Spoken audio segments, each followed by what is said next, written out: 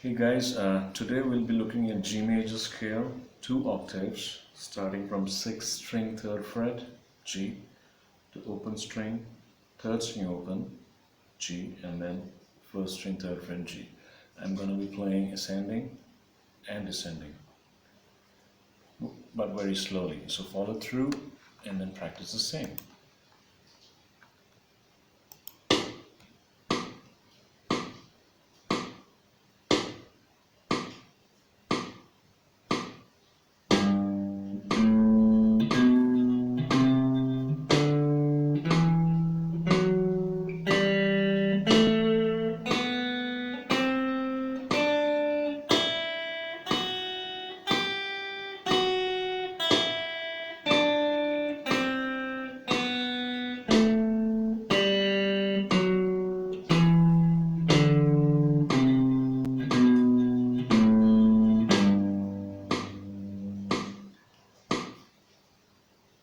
So there you go. So this is the open pattern, 2 octaves, G major scale. So practice it and reach out to me if you have any doubts. Okay, cool. Take care.